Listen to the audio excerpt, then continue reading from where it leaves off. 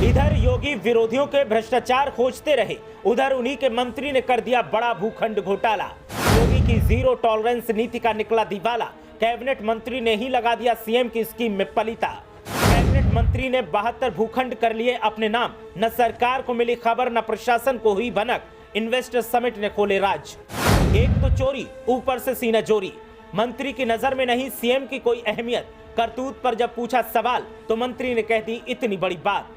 उत्तर प्रदेश की सत्तासीन योगी सरकार का दावा है कि भ्रष्टाचार के प्रति उनकी जीरो टॉलरेंस की नीति है, लेकिन जो खुलासा हुआ है उसने सरकार की नीति पर तो सवाल खड़े किए ही हैं। साथ ही साथ सीएम की बात को उनके मंत्री कितना मानते हैं और कितनी अहमियत सीएम की है, इसकी भी पोल खुल गई। सीएम योगी विरोधियों के भ्रष्टाचार की पोल खोलते रहे और बुलडोजर चलवाते रहे। दूसरी तरफ उन्हीं के मंत्री ने भूखंड घोटाला कर डाला और मामले पर जब खुलासा हुआ, मंत्री से इसको लेकर जब सवाल किया गया तो मंत्री ने जिस अकड़ के साथ जवाब दिया उसने तो और हंगामा बरपा दिया। अब विरोधी सीएम योगी से फिर वही सवाल पूछ रहे हैं कि सीएम साहब बुलडोजर मंत्री के घर, दफ्तर और रिश्तेदारों की प्रॉपर्टी पर कब चलेगा और कब मंत्रियों की संपत्ति को जब्त किया जाएगा। विरोधियों के सवाल का जवाब तो नहीं मिल रहा है, लेकिन आवाम अब मामले पर सवाल पूछ रही है। बताएंगे कि मंत्री ने कैसे सरकार की आंखों में धूल झोंकी, सरकार की मंशा को पलीता लगाया। लेकिन पहले आप बताएं कि क्या उत्तर प्रदेश की सरकार की कथनी और करनी में फर्क है? क्या सीएम के निर्देश, आदेश और अपील का मंत्रियों पर कोई असर नहीं होता? क्या भ्रष्टाचार के मामले में सरकार फेल दिख रही है? आपकी राय क्या है, हमें कमेंट करके जरूर बताएं। अब बात करते हैं नए घोटाले की। तो यूपी सरकार के कैबिनेट मंत्री राकेश सचान विवादों में घिर गए हैं। उनके नाम फतेहपुर में 72 भूखंड आवंटित मिले हैं। सरकार की तरफ से जब ग्लोबल इन्वेस्टर समिट के तहत उद्यमियों को उद्यम लगाने के लिए जमीन देने की प्रक्रिया शुरू हुई, तब इस बात का खुलासा हुआ। इसके बाद मंत्री सचान को सफाई भी देनी पड़ी, लेकिन उनका अंदाज एकदम ऐसा था कि सुनने वाले भी दंग रह गए। दरअसल लघु उद्योग भारती के अध्यक्ष सत्येंद्र सिंह ने निदेशक कानपुर उद्योग को पत्र लिखकर बताया कि फतेहपुर में 8 इंडस्ट्रियल एरिया हैं। इनमें से एक चकहाता मिनी औद्योगिक क्षेत्र में कुल 32 भूखंड और औद्योगिक क्षेत्र सुधवापुर में 40 भूखंड राकेश सचान के नाम से आवंटित मिले हैं। आगे पड़ताल कराई गई तो सभी भूखंड कैबिनेट मंत्री राकेश सचान के नाम पर आवंटित मिले। जिस समय इन भूखंडों का आवंटन हुआ उस समय राकेश सचान सांसद थे। आरोप है कि सांसद रहते हुए राकेश सचान ने आवंटन का निर्धारित 10% शुल्क भी नहीं जमा किया। हालांकि विवादों में घिरते ही मंत्री ने सामने आकर झल्लाहट में भी जवाब दिया है।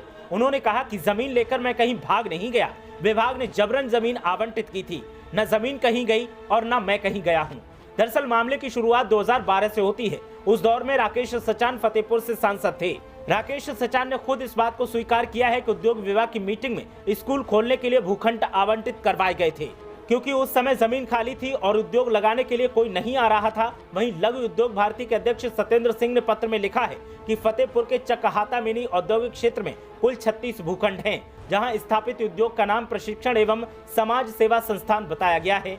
इनमें 32 भूखंड 1 नंबर से 17 तक और 22 से 36 तक एक ही व्यक्ति राकेश सचान के नाम पर हैं। इसी तरह मिनी औद्योगिक आस्थान सुधवापुर में 45 भूखंड में 40 भूखंड 1 से 40 तक एक ही व्यक्ति राकेश सचान के नाम पर हैं, जबकि मौके पर यहां कोई उद्योग नहीं लगा है। कुछ भूखंडों पर मोरम डंप की, जबकि चकहाता में कुछ भूखंडों पर अस्थायी गौशाला बनी है। इनमें से अभिनव शिक्षा संस्थान के नाम से औद्योगिक आस्थान सुधवापुर में 40 भूखंड और सीमा शिक्षा संस्थान के नाम से औद्योगिक आस्थान चकहाता में 32 भूखंड आवंटित किए गए। जमीन आवंटन को लेकर घिरे मंत्री राकेश सचान शुक्रवार को फतेहपुर पहुंचे। उन्होंने इस मामले को लेकर सफाई दी। एक सवाल पर वो भड़क गए और कहा कि जमीन लेकर भागा नहीं हूँ। विभाग ने जबरन जमीन आवंटित की थी, फ्री में आवंटित नहीं किया था।